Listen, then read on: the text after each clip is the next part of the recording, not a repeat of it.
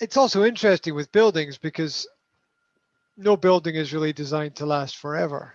And Mm. we do have a few very old ones, but usually the older the building, the more problems exist within the building itself, and eventually everything just falls apart or falls down, which is always the problem with a house. And I think we talked about this a long time ago that I'm a great believer that the future will be in renting accommodation and places to live, not buying. But I mean, that's a long-term future. But we can see the world slowly moving towards that with the advantages and disadvantages. The advantage of buying a place is it's nice to own property and it's yours and you can sell it again later if you want.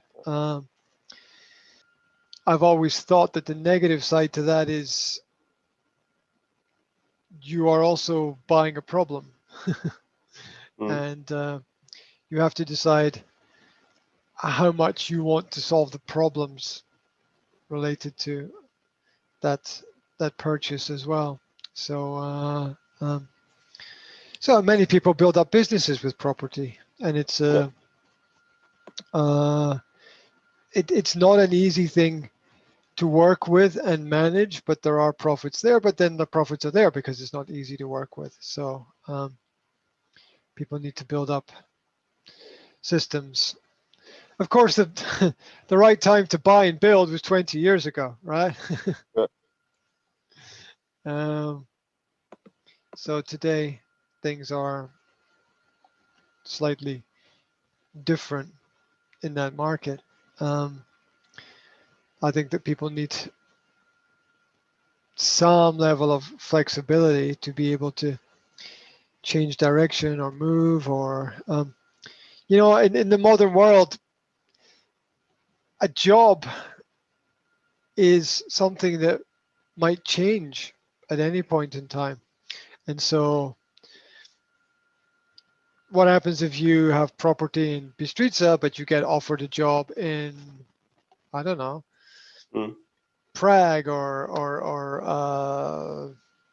another country, for example. So then that has to be factored in. I also think that sometimes I think that companies should have some responsibility for helping employees with property as well, but that's a bigger topic and a more complicated one. You see people like Facebook investing in paying for property for their employees, but you need to be a really big company to go in that direction Yeah. as well, and you need to have a really big vision Mm. of the future because it's a whole other area of problems.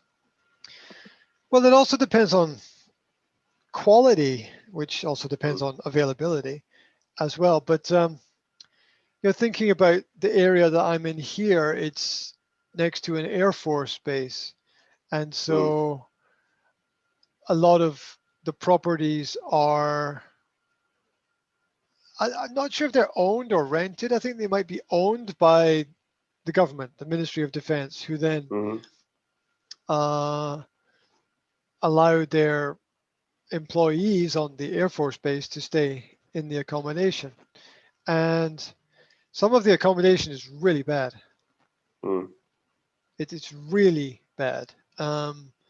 You know, it's in the style of accommodation about 20, 30 years ago, maybe 30, 40 years ago, and it's not been updated. And um, you'd expect better, right? You'd expect government employees who are employing people in a national defense institution to have some higher standards if Mm. people are involved in national defense, but apparently they don't. Um, Somebody told me yesterday that there's a lot of planes on the local Air Force base that the government can't fly because Mm. they said they don't have parts.